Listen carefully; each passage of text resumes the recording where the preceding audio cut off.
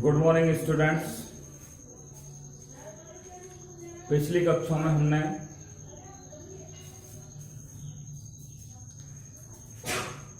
Vitamin का पूरा नाम, विटामिन के प्रमुख स्रोत, विटामिन के कार्य और विटामिनों की कमी से होने वाले रोगों पर आपसे चर्चा की थी।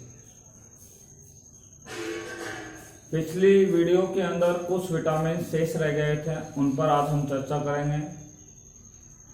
ये लेसन नंबर 22 का एक अंतिम वीडियो है।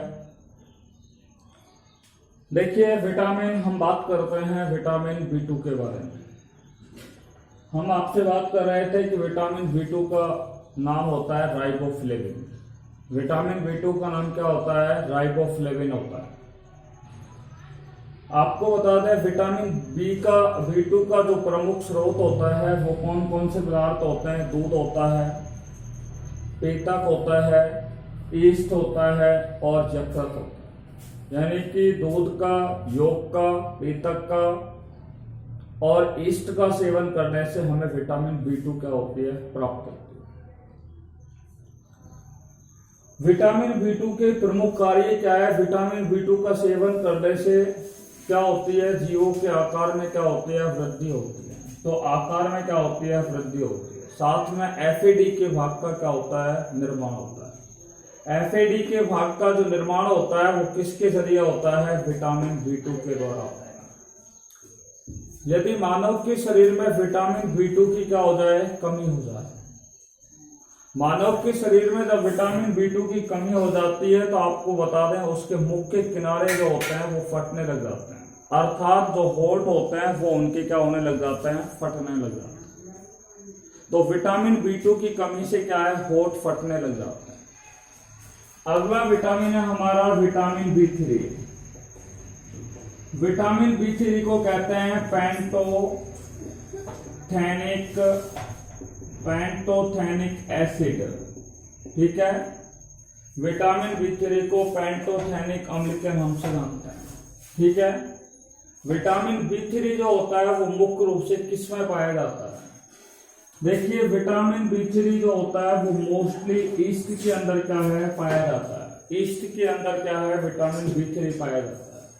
दूसरा, अधिकांशतः जो भोज्य पदार्थ होता है, ठीक है, अधिकांशतः भोज्य पदार्थों में भी क्या पाया जाता है? विटामिन B3 पाया जाता है। मोस्टली फूड स्टफ्स के अंदर, मोस्टली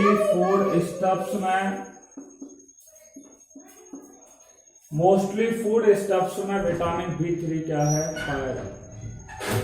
देखिए, विटामिन B3 का क्या कार्य है उस पर बात करते हैं। विटामिन B3 जो होता है वो कोएंजाइम A के निर्माण में क्या होता है? सहायक होता है। कोएंजाइम A के निर्माण की क्रिया में क्या होता है? सहायक होता है। किसमें सहायक होता है? कोएंजाइम A के निर्माण की क्रिया में सहायक होता है। आपको बता दें, यदि विटामिन B3 की मानव के शरीर में कमी हो जाए तो मानव के अंदर एक रोग हो जाता है जिसे बर्निंग फिट के नाम से जाना जाता है। विटामिन B3 के कमी से कौन सा रोग हो जाता है?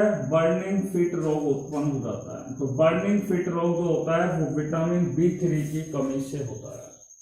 ठीक है, देखिए, विटामिन B6 पर बात करता है। विटामिन B6 का नाम है पायरिडॉक्सिन। ठीक है, पायरिडॉक्सिन जो है विटामिन B6 का नाम होता है। विटामिन B6 किस में पाया जाता है आपको बता दूं। देखिए, दूध के अंदर क्या है? विटामिन B6 पाया जाता है। हरी सब्जियों के अंदर क्या पाया जाता है? विटामिन B6 पाया जाता है। ठीक है, विटामिन B6 जो होता है वो साबुत जो अन्न होते हैं, उन साबुत अन्नों के अंदर क्या है? विटामिन B6 पाया जाता है। और आपको बता दें, यकृत के अंदर विटामिन B6 पाया जाता है। ठीक है, दूध है, हरी सब्जियां हैं, यकृत है, ठीक है, साबुत अन्न है। यदि इनका सेवन किया जाए तो मनुष्य में विटामिन B6 की आपूर्ति की जा सकती है। विटामिन B6 के कार्य क्या है आपको बता दूं। विटामिन B6 जो होता है वो मानव के शरीर में वसा के उपापचय की क्रिया में सहायक होता है, साथ में एमिनो अम्लों के उपापचय की क्रिया में क्या होता है, सहायक होता है। वसा और एमिनो अम्लों के उपापचय की क्रिया में क्या होता है, सहायक होता है। वसा और एमिनो अम्लों के उपापचय की क्रिया में विटामिन B6 क्या होता है, सहायक होता है। बात करते हैं विटामिन B6 की कमी से मनुष्य में कौन सा रोग होता है। आपको बता दें विटामिन B6 की कमी से मनुष्य के अंदर चर्म संबंधी रोग उत्पन्न हो जाते हैं, स्किन से संबंधित क्या हो जाते हैं, रोग हो जाते हैं, त्वचा संबंधी रोग हो जाते हैं, जिसे डर्मेटाइटिस के नाम से जाना जाता है। तो चर्म संबंधी जो रोग होते हैं वो विटामिन B6 की कमी से होते हैं। इंग्लिश में बोले तो डर्मेटाइटिस, डर्मेटाइटिस के नाम से इसे जाना जाता है, डर्मेटाइटिस। ठीक है, तो चर्म रोग जो होते हैं वो विटामिन B6 की क्या होते हैं, कमी से होता है। नेक्स्ट आता है विटामिन B12। विटामिन B12 पर चर्चा कर रहे हैं। देखिए विटामिन B12 का नाम होता है साइनोकोबाल्मिन। साइनोकोबाल्मिन जो होता है वो विटामिन B12 का नाम होता है, साइनोकोबाल्मिन। साइनोकोबाल्मिन, ये साइनोकोबाल्मिन विटामिन B6 का क्या होता है, नाम होता है। विटामिन B6 किस में पाया जाता है आपसे बता दें। विटामिन B6 होता है वो दूध में पाया जाता है। विटामिन B6 के B12 जो होता है वो यकृत में पाया जाता है। विटामिन B12 दूध में पाया जाता है, यकृत में पाया जाता है, और आंत्र में उपस्थित जो जीवाणु होते हैं, आंत्र में उपस्थित जो जीवाणु होते हैं उन जीवाणुओं के द्वारा भी विटामिन B6 का क्या किया जाता है, B12 का क्या किया जाता है, संश्लेषण किया जाता है। दो मात्र ऐसे विटामिन होते हैं जिनका संश्लेषण आंत्र में उपस्थित जीवाणुओं के द्वारा किया जाता है। एक होता है विटामिन K और दूसरा होता है विटामिन B12।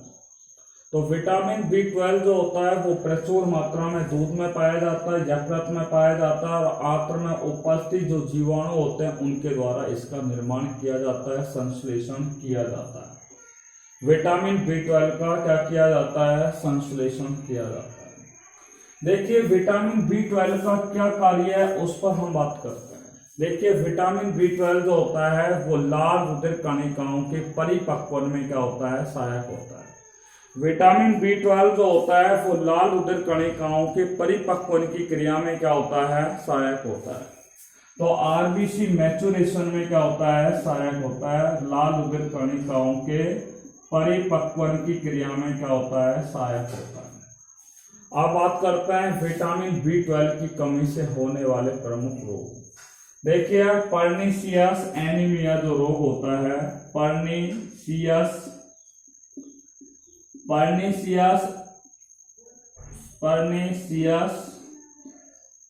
एनीमिया जो रोग होता है वो किसकी कमी से होता है, विटामिन B12 की कमी से होता है। ठीक है, ये हमारे विटामिन जितने भी हमने आपको जल में घुलनशील और वसा में घुलनशील यानी कि विटामिन पर आपसे चर्चा कर चुके हैं। जो हमने आज पढ़ा है उनको एक बार रिवाइज कर रहे हैं। विटामिन B12 का नाम होता है राइबोफ्लेविन। ठीक है, इसका मुख्य कार्य वृद्धि और एफएडी के भागों के निर्माण में सहायक होता है, और ये क्या है, मनुष्य में एक रोग उत्पन्न करता है जिसको हम बोलते हैं कि इससे मनुष्य के जो होंठ होते हैं, ठीक है, लिप्स होते हैं, वो फट जाता है। विटामिन B3 का नाम है पैंटोथेनिकम। ये कोएंजाइमों के निर्माण में सहायक होते हैं। इनके कारण मनुष्य में, इनकी कमी से मनुष्य में बर्निंग फिट रोग हो जाता है।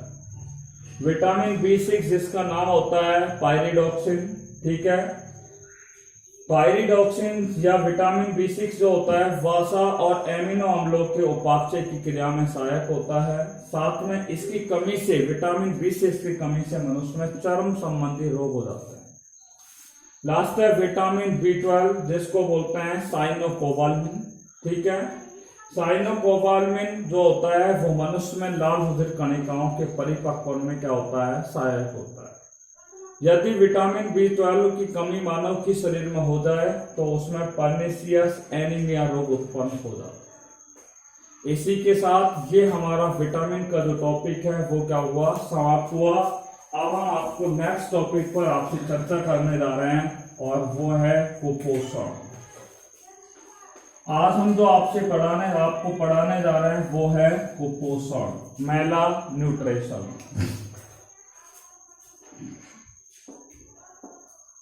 This is the last topic of this chapter. इस पाठ का सबसे अंतिम क्या है, टॉपिक है। इसमें से कई बार शॉर्ट आंसर टाइप प्रकार के क्वेश्चंस क्या है, पूछ लिए जाते हैं। देखिए लास्ट टॉपिक है जिस पर हम आपसे बात कर रहे हैं इस चैप्टर का, और वो है कुपोषण। कुपोषण जिसको बोलते हैं मैला न्यूट्रिशन।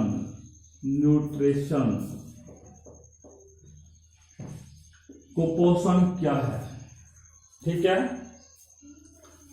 देखिए कुपोषण का तात्पर्य होता है दोषपूर्ण, डिफेक्टिव। कुपोषण का तात्पर्य क्या होता है, दोषपूर्ण होता है या इनकम्प्लीट न्यूट्रिशन होता है, अपूर्ण पोषण होता है। कुपोषण का तात्पर्य क्या होता है, अपूर्ण पोषण होता है, अपूर्ण पोषण, इनकम्प्लीट न्यूट्रिशन। या इनकम्प्लीट न्यूट्रिशन न बोलें तो इसे दोषपूर्ण बोलते हैं, दोषपूर्ण पोषण, दोषपूर्ण पोषण, डिफेक्टिव न्यूट्रिशन। देखिए कुपोषण क्या होता है। कई बार क्या होता है कि कुछ छोटे बच्चे होते हैं या बुजुर्ग लोग होते हैं या वयस्क व्यक्ति होते हैं, उनको जो पोषक तत्व प्राप्त होने चाहिए। देखिए मानव के द्वारा संतुलित आहार क्या है, ग्रहण किया जाता है। संतुलित आहार क्या है, वह भोजन, वह आहार जिसमें समस्त पोषक तत्व क्या हो, विद्यमान, उसे क्या कहते हैं, संतुलित भोजन कहते हैं, बैलेंस डाइट कहते हैं, ठीक है। अब आपको बता दें कि कुछ मनुष्य जो होते हैं, जिसमें मैंने आपसे बच्चों की, बूढ़ों की और बुजुर्गों की आपसे यहाँ पे बात की, ज्यादातर कुपोषण के शिकार जो होते हैं वो बच्चे होते हैं, ठीक है। आपको बता दूं कि विश्व के अंदर लगभग 30 करोड़ लोग जो हैं वो कुपोषण के शिकार हैं।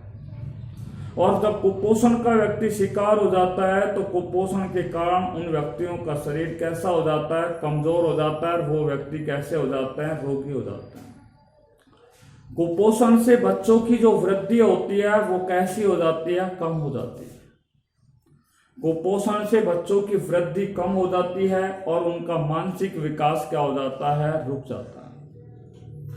बच्चों का मानसिक विकास और उनकी बच्चों की जो वृद्धि होती है वो क्या हो जाती है, रुक जाती है, ठीक है। देखिए कुपोषण क्या है।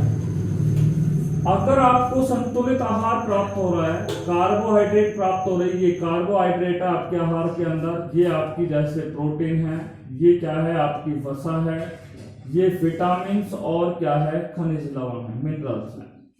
ये आपका भोज्य पदार्थ क्या कहलाएगा, संतुलित भोजन कहलाएगा, ठीक है, संतुलित भोजन कहलाएगा।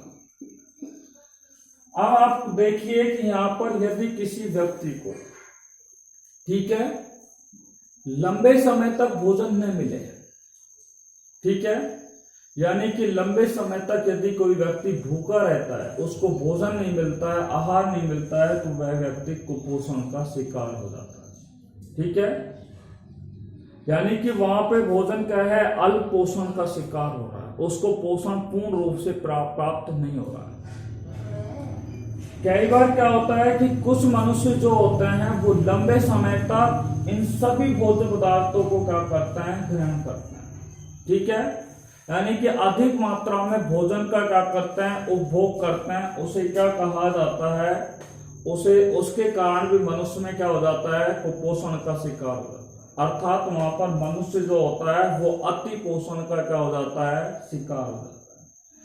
कई बार क्या होता है कि यानी कि असंतुलित पोषण पर बात कर रहे हैं।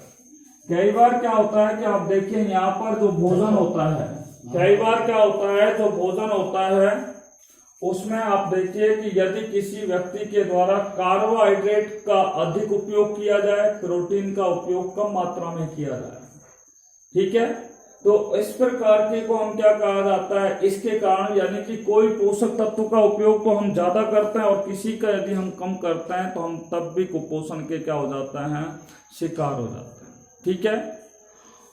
ये कहलाएगा आपका असंतुलित पोषण। और आपको बता दें, जब मानव के आहार के अंदर, ठीक है, कोई भी एक पोषक तत्व, आप देखिए कार्बोहाइड्रेट आप सेवन कर रहे हैं, प्रोटीन भी कर रहे हैं और वसा भी कर रहे हैं, परंतु आपके आहार के अंदर विटामिन और खनिज लवण है, उनकी मात्रा या तो बिल्कुल कम है या फिर वो बिल्कुल ही क्या है, अनुपस्थित है। यानी कि आपको ये भोज्य पदार्थ के रूप में, आहार के रूप में विटामिन और खनिज लवणों को बिल्कुल भी आप उपयोग में नहीं ले रहे हैं, तब भी क्या है, हम लोग कुपोषण के क्या हो जाते हैं, शिकार हो जाते हैं, ठीक है। तो आइए कुपोषण के बारे में आप समझ में आ गई होगी कि कुपोषण का शिकार व्यक्ति कब होता है। यानी कि ये एक प्रकार का दोषपूर्ण क्या होता है हमारा, यानी कि पोषण होता है, या अपूर्ण क्या होता है, पोषण होता है। ध्यान से समझिए, जब मनुष्य के आहार में सभी पोषक तत्वों की, जब मनुष्य का आहार है, मनुष्य के आहार में कार्बोहाइड्रेट, प्रोटीन, वसा और विटामिन और खनिज लवण होते हैं, जब मनुष्य के आहार में सभी पोषक तत्वों की, मनुष्य के आहार में सभी पोषक तत्वों की उचित मात्रा में आपूर्ति नहीं हो, सभी पोषक तत्वों की आपूर्ति कैसी नहीं हो, सभी पोषक पदार्थों की मात्रा की आपूर्ति कैसी नहीं हो, आपूर्ति न हो, तो उनके अंदर शारीरिक स्थिति में, या उन मनुष्यों की शारीरिक स्थिति में क्या हो जाता है, परिवर्तन हो जाता है। उन मनुष्यों की शारीरिक स्थिति में परिवर्तन हो जाता है, जिसे क्या कहा जाता है, कुपोषण कहते हैं। कुपोषण की परिभाषा क्या है कि जब मनुष्य के आहार में सभी पोषक तत्वों की उचित मात्रा में आपूर्ति न हो, तो उन मनुष्यों की शारीरिक स्थिति में परिवर्तन हो जाता है, जिसे क्या कहा जाता है, कुपोषण कहा जाता है। देखिए, जब कुपोषण की दूसरी परिभाषा भी हम आपको दे रहे हैं, जब कोई मनुष्य क्या हो जाता है, रोगी हो जाता है, तो रोगी हो जाता है तो वो भोज्य पदार्थ क्या है, ग्रहण नहीं कर पाता, और भोज्य पदार्थ ग्रहण नहीं कर पाने पर उनके अंदर उपापचय की जो क्रिया होती है वो कैसी हो जाती है, नहीं हो पाती, अर्थात उपापचय करने की अक्षमता उनमें उत्पन्न हो जाती है, जिसे भी क्या कहा जाता है, कुपोषण कहा जाता है। कुपोषण की परिभाषा क्या हुई दूसरी, जब मनुष्य में किसी रोग की वजह से, मनुष्य में जब किसी रोग की वजह से अवशोषण या उपापचय करने की अक्षमता उत्पन्न हो जाए, तो उसे क्या कहा जाता है, कुपोषण कहते हैं। कुपोषण के हमने आपको यहाँ पे दो परिभाषाएं बता दी है। जब मनुष्य के आहार में सभी पोषक तत्वों की उचित मात्रा में आपूर्ति न हो, तो उसकी शारीरिक स्थिति में परिवर्तन हो जाता है, जिसे कुपोषण कहते हैं, ठीक है। देखिए, अब हम आपको बता रहे हैं कुपोषण के प्रकार। कुपोषण कितने प्रकार का होता है, आइए अब हम बात करते हैं कुपोषण के प्रकार। देखिए, कुपोषण जो होता है वो 4 प्रकार के हो सकते हैं। Type of Mela nutrition, type of Mela nutrition, कुपोषण के प्रकार, कुपोषण के प्रकार पर हम आपसे बात कर रहे हैं। कुपोषण जो होता है वो मुख्य रूप से कितने प्रकार का होता है, 4 प्रकार का होता है। पहला होता है अल्प पोषण, जिसको बोलते हैं अंडर न्यूट्रिशन, अंडर न्यूट्रिशन। दूसरा होता है अति पोषण, जिसको बोलते हैं ओवर न्यूट्रिशन। तीसरा होता है असंतुलित पोषण, असंतुलित पोषण, इम्बैलेंस न्यूट्रिशन। और चौथा प्रकार का होता है विशिष्ट पोषण, विशिष्ट पोषण, जिसको बोलते हैं स्पेसिफिक न्यूट्रिशन, स्पेसिफिक न्यूट्रिशन के नाम से जानते हैं। सबसे पहले बात करते हैं अल्प पोषण। मैंने अभी आपको बताया जब किसी व्यक्ति को लंबे समय तक भोजन प्राप्त न हो तो वह व्यक्ति कुपोषण का क्या हो जाता है, शिकार हो जाता है।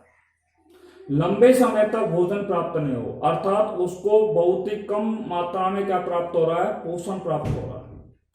जब किसी व्यक्ति को लंबे समय तक भोजन की उपलब्धता अपर्याप्त मात्रा में हो, जब किसी व्यक्ति को लंबे समय तक भोजन की उपलब्धता कैसी हो, अपर्याप्त मात्रा में हो, तो उसे क्या कहा जाता है, अल्प पोषण कहा जाता है। अति पोषण क्या है आपको बता दें कि कोई व्यक्ति है उसको भोजन प्राप्त हो रहा है लंबे समय तक और वो भी कैसा हो रहा है, अत्यधिक मात्रा में भोजन क्या है प्राप्त हो रहा है, उसका उपभोग उस व्यक्ति के द्वारा किया जा रहा है, तो वह व्यक्ति कुपोषण का क्या होता है, शिकार होता है। किसके कारण होता है, वो अति पोषण के कारण होता है। तो जब किसी व्यक्ति को लंबे समय तक अत्यधिक मात्रा में भोजन का उपयोग किया जाए, जब किसी व्यक्ति के द्वारा लंबे समय तक भोजन का अत्यधिक मात्रा में क्या किया जाए, सेवन किया जाए या उपभोग किया जाए, तो उसे क्या कहते हैं, अति पोषण कहा जाता है। असंतुलित पोषण मैंने आपको बताया था अभी कि जब किसी व्यक्ति के द्वारा आहार का उपयोग इस प्रकार से किया जाए, किसी व्यक्ति के द्वारा आहार का उपयोग इस प्रकार से किया जाए कि कुछ पोषक तत्वों की मात्रा तो कैसी होती है, अधिक मात्रा में हो और कुछ पोषक तत्वों की मात्रा कम मात्रा में हो। या हम कहें कि जब किसी व्यक्ति के द्वारा आहार का उपयोग इस प्रकार से किया जाए कि कुछ पोषक तत्वों का अनुपात अधिक मात्रा में और कुछ पोषक तत्वों की मात्रा कम अनुपात में अगर ग्रहण किया जाए या प्राप्त की जाए, तो उसे असंतुलित पोषण कहा जाता है। तो जब किसी व्यक्ति के द्वारा आहार का उपयोग इस प्रकार से किया जाए कि उसमें कुछ पोषक तत्व अधिक अनुपात में और कुछ पोषक तत्व कम अनुपात में क्या किए जाते हैं, ग्रहण किए जाते हैं या प्राप्त किए जाते हैं, तो उसे असंतुलित पोषण कहा जाता है। और सबसे अंत में है विशिष्ट पोषण। मैंने आपको बताया जब आहार में कोई एक विशिष्ट पोषक तत्व क्या हो, अनुपस्थित हो। जब किसी मनुष्य के आहार में कोई एक पोषक तत्व की क्या हो, अनुपस्थिति हो, तो उसे क्या कहा जाता है, विशिष्ट पोषण कहा जाता है। अनुपस्थित हो या उसकी मात्रा कैसी हो, बहुत ही कम मात्रा में हो, तो उसे क्या कहा जाता है, विशिष्ट पोषण कहा जाता है। मैंने आपको बताया जैसे हम लोग रोज भोजन ग्रहण करते हैं, अपना पोषण ग्रहण करते हैं और पोषण ग्रहण करते हैं तो कार्बोहाइड्रेट ले रहे हैं, प्रोटीन ले रहे हैं, विटामिन ले रहे हैं, खनिज लवण ले रहे हैं, परंतु जहां पर वसा का हम सेवन बिल्कुल नहीं कर रहे हैं, वसा बिल्कुल अनुपस्थित है या वसा ले रहे हैं तो बहुत ही कम मात्रा में हम क्या कर रहे हैं, वसा को ग्रहण कर रहे हैं, तो इस प्रकार का पोषण क्या कहलाएगा, विशिष्ट पोषण कहलाएगा। तो जब आहार में विशिष्ट पोषक तत्व कम मात्रा में हो या पूर्ण रूप से क्या हो, अनुपस्थित हो, तो इस प्रकार के पोषण को विशिष्ट पोषण कहा जाता है। देखिए अगला हम टॉपिक पे बात करने जा रहे हैं, ये हो गया हमारा कुपोषण के प्रकार। विश्व स्वास्थ्य संगठन, वर्ल्ड हेल्थ ऑर्गेनाइजेशन। देखिए विश्व स्वास्थ्य संगठन ने, किसने, विश्व स्वास्थ्य संगठन ने पोषण से संबंधित विश्व स्वास्थ्य संगठन ने बताया है कि मनुष्य में पोषण से संबंधित 5 प्रकार के रोग होते हैं। विश्व स्वास्थ्य संगठन ने बताया है कि मनुष्य में पोषण या भोजन से संबंधित कितने प्रकार के रोग होते हैं, 5 प्रकार के रोग होते हैं। ठीक है, या हम यूं कह सकते हैं कि WHO ने पोषण संबंधी 5 रोगों की क्या की है, पहचान की है। WHO identified the 5 diseases on the basis of nutrients या basis of nutrition। तो WHO ने पोषण संबंधी 5 रोगों की क्या है, पहचान की है। तो WHO ने कौन से रोगों की पहचान की है? 5 रोगों की पहचान की है। और किस आधार पे की है? पोषण के आधार पर क्या है? पहचान की है। तो WHO ने पोषण संबंधों के आधार पर 5 रोगों की पहचान की। और 5 रोग कौन से हैं? नंबर 1 क्वाशीकोर रोग, क्वाशीकोर रोग। देखिए क्वाशीओरकोर रोग जो होता है जी, WHO ने बताया है कि क्वाशीओरकोर रोग जो होता है वो मनुष्य के अंदर प्रोटीन की कमी से होने वाला एक क्या है? रोग है। जब मनुष्य के द्वारा प्रोटीन का सेवन नहीं किया जाता है तो मनुष्य में क्वाशीओरकोर रोग उत्पन्न हो जाता है। तो लैक ऑफ प्रोटीन या deficiency of protein in food, ठीक है, due to cause of kwashiorkor disease, lack of protein.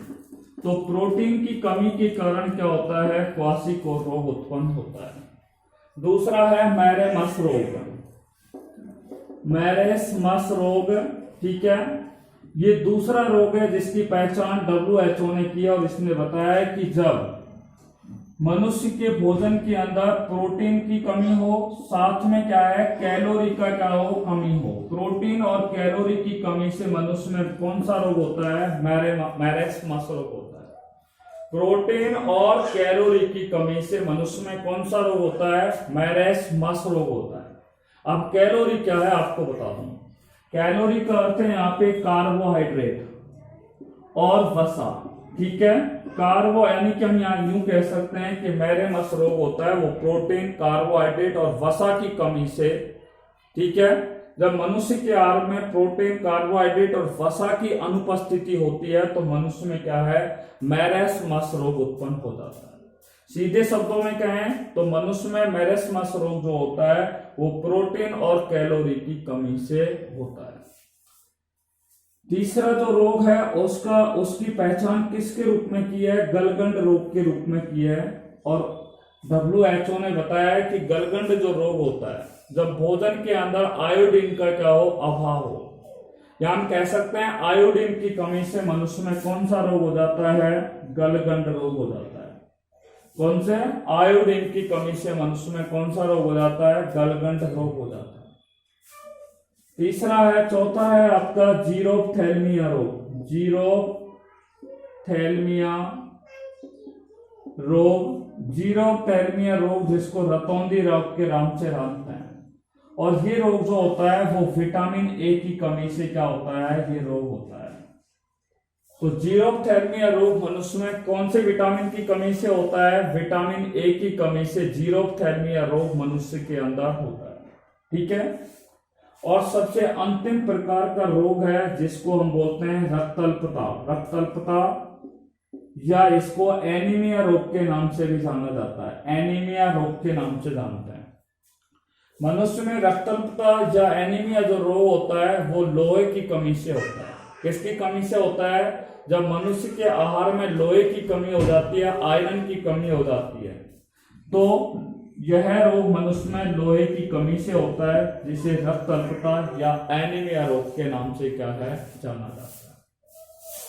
देखिए हम आपको बता दें, ध्यान से सुनना है, मनुष्य में कार्बोहाइड्रेट की कमी से रोग होते हैं, मनुष्य में प्रोटीन की कमी से भी क्या होते हैं? रोग होते हैं, मनुष्य में वसा की कमी से भी क्या होते हैं? रोग होते हैं, मनुष्य में विटामिन और खनिज लवणों की कमी से भी क्या होता है? रोग होता है, जिस पर हम आपसे चर्चा कर चुके हैं कि किस विटामिन की कमी से कौन सा रोग हो जाता है।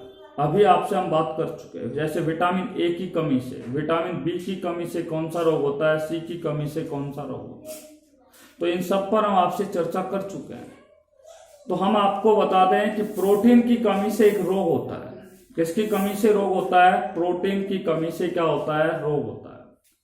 और प्रोटीन की कमी से जो रोग होता है उसको किस नाम से जाना जाता है? PEM के नाम से जानते हैं। प्रोटीन की कमी से होने वाले रोगों को PEM के नाम से जानते हैं। प्रोटीन एनर्जी मेला न्यूट्रिशन, ये PEM का पूरा नाम है, प्रोटीन एनर्जी मेला न्यूट्रिशन। हिंदी में अगर इसे बोला जाए तो हम बोल सकते हैं प्रोटीन ऊर्जा अपूर्णता आहार या आहार्य अपूर्णता। प्रोटीन ऊर्जा आहार्य अपूर्णता के नाम से इसे क्या है? जाना जाता है। किस नाम से जाना जाता है? प्रोटीन, ऊर्जा, आहार्य अपूर्णता के नाम से जाना जाता है। बात समझ में आ गई? और इस प्रकार के रोग में पीएम प्रकार के जो रोग होते हैं ये किस किस की कमी से होते हैं? प्रोटीन की कमी से भी होते हैं, वसा की कमी से भी होते हैं और कार्बोहाइड्रेट की कमी से भी होते हैं। प्रोटीन, वसा और कार्बोहाइड्रेट की कमी से पीईएम रोग उत्पन्न होते हैं। कौन से रोग होते हैं? पीईएम जो होते हैं प्रोटीन, ऊर्जा, आहार्य अपूर्णता जो रोग होता है, यह रोग जब आहार में प्रोटीन, कार्बोहाइड्रेट और वसा की क्या हो जाती है? कमी हो जाती है, तो मनुष्य में पीईएम रोग उत्पन्न हो जाता है। आपको बता दें पीईएम जो रोग होते हैं वो 1 से लेकर के 5 वर्ष के बच्चों में होता है। पीईएम रोग जो होता है वो सर्वाधिक रूप से 1 से लेकर के 5 वर्ष के बच्चे जो होते हैं उनमें सर्वाधिक रूप से ये पीईएम रोग होता है। और पीईएम जो होता है वो कितने प्रकार का होता है? 2 प्रकार का। यानी कि प्रोटीन, ऊर्जा, आहार्य अपूर्णता जो रोग होता है ये कितने प्रकार का होता है? 2 प्रकार का होता है। एक को बोलते हैं क्वासी और रोग और दूसरे को कहा जाता है मैरेस्मस के नाम से जाना जाता है। देखिए प्रोटीन, एनर्जी, मेलान्यूट्रिशन जो होता है वो कितने प्रकार का होता है? 2 प्रकार का, क्वासिकोर और मैरेमस। और मैंने आपको बताया प्रोटीन, एनर्जी, मेलान्यूट्रिशन जो होता है ये रोग मुख्य रूप से 1 से लेकर के 5 वर्ष के बच्चों के अंदर सर्वाधिक रूप से ये क्या है? रोग उत्पन्न होता है। यानी कि सर्वाधिक रूप से इस रोग में बच्चे जो होते हैं वो सर्वाधिक रूप से क्या होता है? प्रभावित होता है। ठीक है, तो बच्चे जो होते हैं वो सर्वाधिक रूप से इससे क्या हो जाता है? प्रभावित हो जाता है। तो आइए अब हम बात करते हैं क्वासिकोर रोग पर आपसे चर्चा करने जा रहे हैं। देखिए आपको बता दें पीईएम रोग कहाँ पर सर्वाधिक रूप से होते हैं। ठीक है, उसके बाद हम क्वासिकोर और मैरेमस रोगों पर चर्चा करेंगे। ठीक है, आपको बता दें कि सर्वाधिक रूप से पीईएम जो रोग होते हैं यानी कि प्रोटीन, ऊर्जा, आहार्य अपूर्णता जो रोग होते हैं वो ज्यादातर दक्षिण अफ्रीका के अंदर होते हैं। कहाँ पे होते हैं? दक्षिण अफ्रीका के अंदर होते हैं। ठीक है, क्यों होते हैं दक्षिण अफ्रीका में? क्योंकि दक्षिण अफ्रीका में जो माताएं होती हैं वो बच्चों को स्तनपान बहुत ही कम समय के लिए कराती हैं। बच्चों को स्तनपान कम समय के लिए कराती हैं और स्तनपान बहुत ही कम समय के लिए कराती हैं और उसके पश्चात उन बच्चों को क्या है? पोषण के रूप में क्या दिया जाता है? मक्का दी जाती है।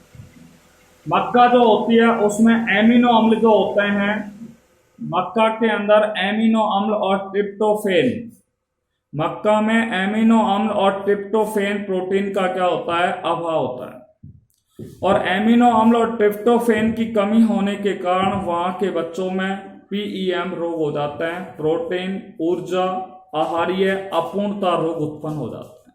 तो दक्षिण अफ्रीका के बच्चों के अंदर सर्वाधिक रूप से पीईएम रोग होता है।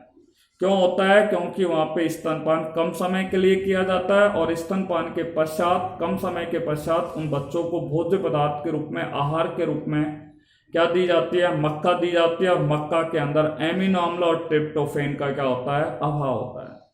और एमिनो अम्ल और ट्रिप्टोफेन की कमी के कारण मनुष्य के अंदर या उन दक्षिण अफ्रीका के बच्चों के अंदर प्रोटीन, ऊर्जा, आहार्य अपूर्णता रोग क्या हो जाते हैं? उत्पन्न हो जाते हैं।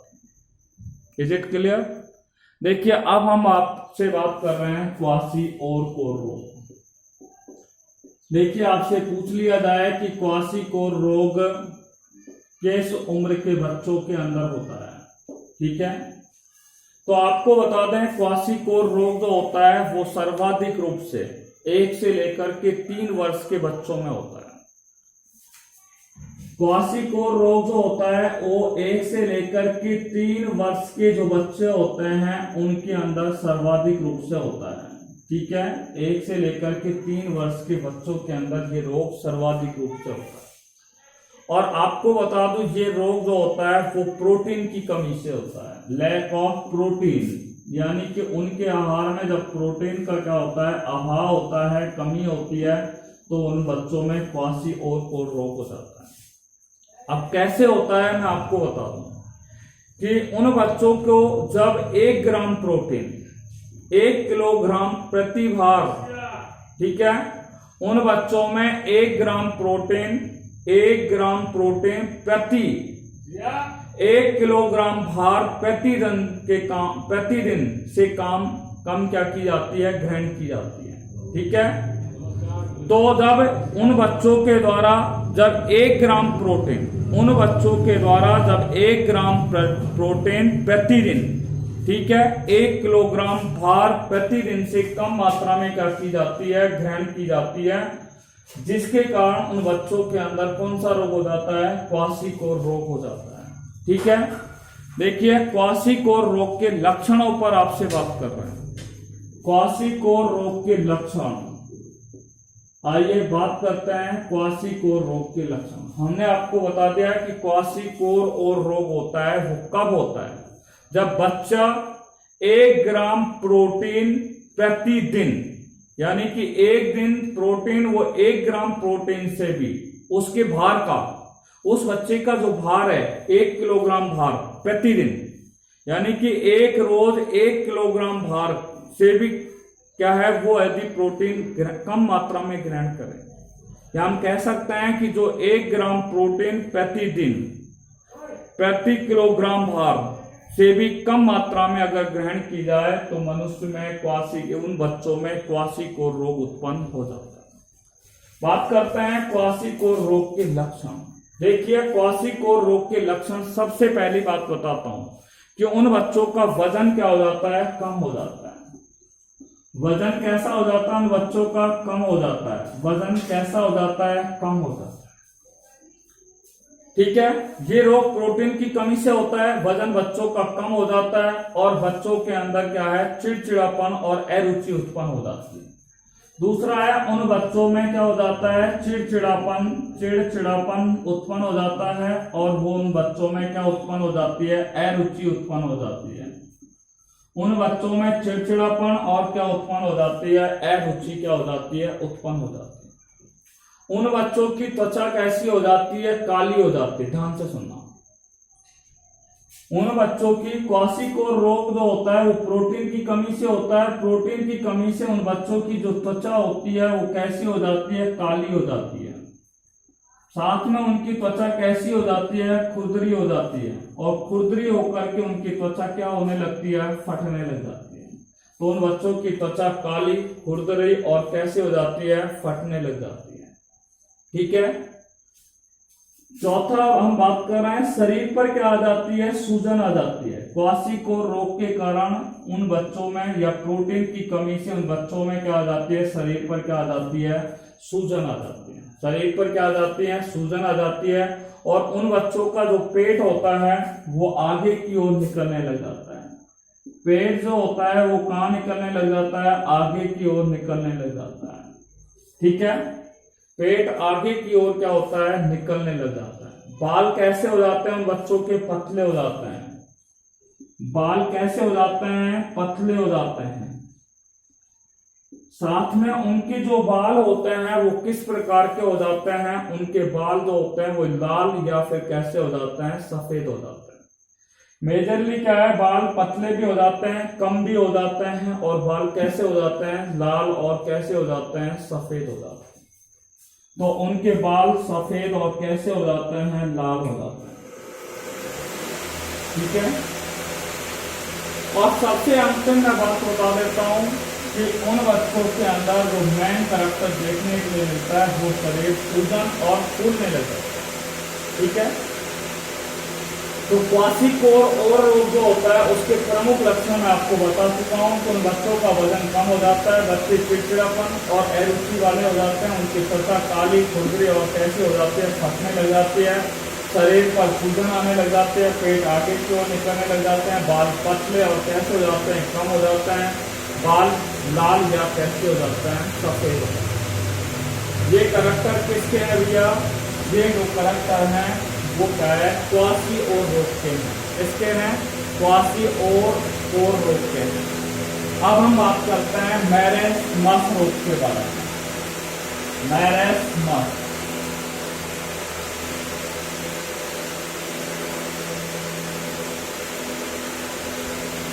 देखिए मैरेस्मस जो रोग होता है, मैं आपको बता दूं, प्रोटीन और कैलोरी की कमी से, प्रोटीन और कैलोरी की कमी से ये रोग भी छोटे बच्चों के अंदर सर्वाधिक रूप से होता है। ठीक है, कैलोरी का अर्थ मैंने बता दिया, कार्बोहाइड्रेट और वसा।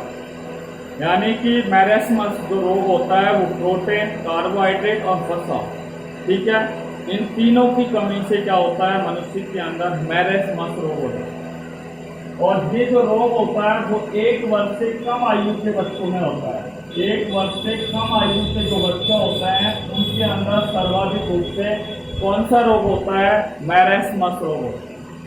1 वर्ष से कम आयु के बच्चों में सर्वाधिक रूप से मैरेस्मस रोग, और यह रोग प्रोटीन, वसा और कार्बोहाइड्रेट की कमी से होता है। अब बात करते हैं मैरेस्मस रोग के लक्षण। मैरेस्मस रोग के लक्षणों पर हम आपसे बात करने जा रहे हैं। सबसे पहला कैरेक्टर जो हमने आपको क्वासिकोर रोग के अंदर बताया, ठीक है, वही कैरेक्टर आपको बताया। इन बच्चों का जो वजन होता है वो अधिक तेजी से क्या होता है, कम होता है। ठीक है, यानी कि इन बच्चों का वजन लगभग 60-70% का हो जाता है, कम होता है। तो बच्चों का वजन जो होता है वो कैसा हो जाता है, लगभग 60 से लेकर के 70% उन बच्चों का वजन बहुत ही तेजी से क्या हो जाता है, कम हो जाता है। ठीक है, दूसरा है इनका चेहरा जो होता है वो मुरझाया हुआ होता है। चेहरा मुरझाया हुआ होता है। ठीक है, चेहरा कैसा होता है, इन बच्चों का मुरझाया हुआ होता है, मुरझाया हुआ। साथ में आपको बता दूं इनका चेहरा जो होता है वो कैसा होता है, सूखा होता है। चेहरा कैसा होता है, इनका चेहरा सूखा होता है। और कैसा होता है, झुर्रीदार होता है। चेहरा पे क्या बन जाती है, झुर्रियों का निर्माण होता है। तो चेहरा मुरझाया हुआ, झुर्रीदार और कैसा हो जाता है, सूखा होता है। आंखें जो होती हैं वो अंदर की ओर हो जाती हैं, घुस जाती हैं। आंखें जो होती हैं वो अंदर की ओर इन बच्चों के अंदर क्या है, घुस जाती है। आंखें जो होती हैं वो कहाँ घुस जाती हैं, अंदर की ओर का हो जाती है, घुस जाती है। ठीक है, इनकी जो पेशियां होती हैं वो कैसी होती हैं, पतली होती हैं। पेशियां जो होती हैं, मसल्स होती हैं वो कैसी होती हैं, पतली होती हैं। पेशियां कैसी हो जाती हैं, पतली हो जाती हैं। साथ में इनके अंदर जो टांग होती हैं, लेग्स होती हैं, टांगे जो होती हैं वो भी कैसी होती हैं, पतली होती हैं। टांगे कैसी होती हैं, पतली होती हैं। पसलियां जो होती हैं उनके शरीर के अंदर वो कैसे आने लग जाती हैं, टांग कैसी होती हैं, पतली होती हैं। और पसली यानी कि पसलियां जो होती हैं वो बाहर की ओर क्या है, निकली हुई दिखाई देती है, बाहर की ओर निकली हुई दिखाई देती है। पेशियां पतली होती हैं, टांग पतली होती हैं, पसलियां जो होती हैं वो बाहर की ओर निकली हुई दिखाई देती है। ठीक है, यहाँ पर क्या है कि शरीर में सूजन नहीं आती। क्या नहीं आती है, इन मैरेस्मस रोग के अंदर शरीर पर क्या नहीं आती है, सूजन नहीं आती। एक बात तो याद रखनी है। और इनका जो बाल होते हैं उन बालों पर भी लाल सफेद नहीं होता है, यानी कि उन बालों पर भी कोई विशेष प्रकार का प्रभाव देखने के लिए नहीं मिलता। तो बाल भी क्या होते हैं, इनके कोई प्रभाव उन पर देखने के लिए नहीं मिलता है मैरेस्मस रोग के। तो एक बार फिर आप मैरेस्मस रोग के लक्षण बता रहे हैं। मैरेस्मस रोग के जो बच्चे होते हैं उनका वजन बहुत ही तेजी से क्या होता है, कम होता है। इनका वजन लगभग 70%, 60-70% कम हो जाता है। चेहरा मुरझाया हुआ होता है, सूखा होता है, झुर्रीदार होता है। आंखें जो होती है वो अंदर क्या होती है, धसी हुई अवस्था में होती है। पेशियां पतली होती हैं।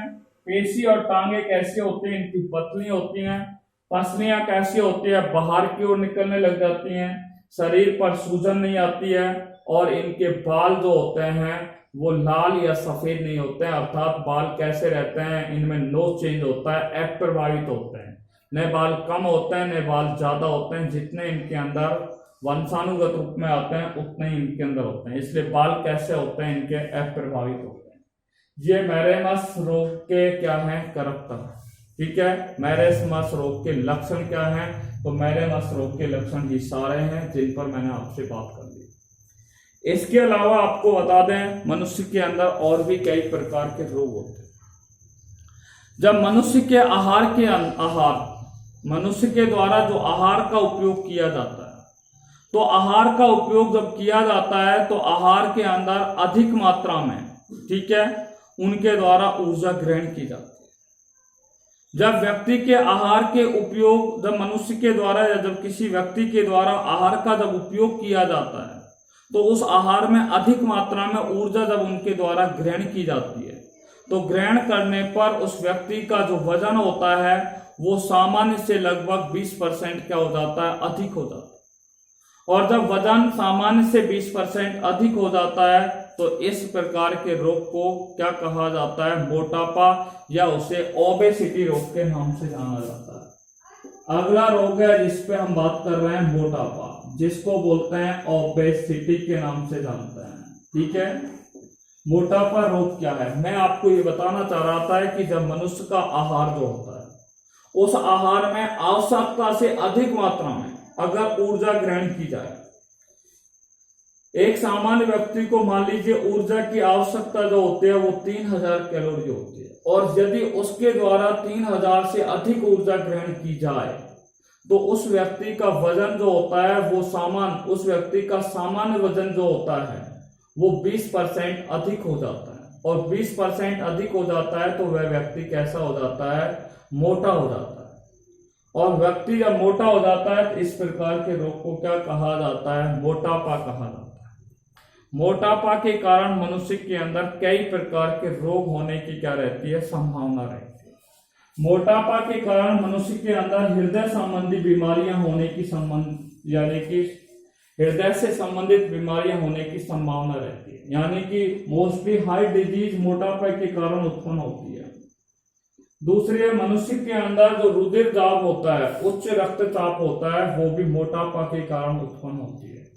हाई ब्लड प्रेशर जो होता है वो मोटापे के कारण उत्पन्न होती है, और मोटापे के कारण ही मनुष्य के अंदर मधुमेह जैसे रोग उत्पन्न होने की क्या रहती है, संभावना रहती है।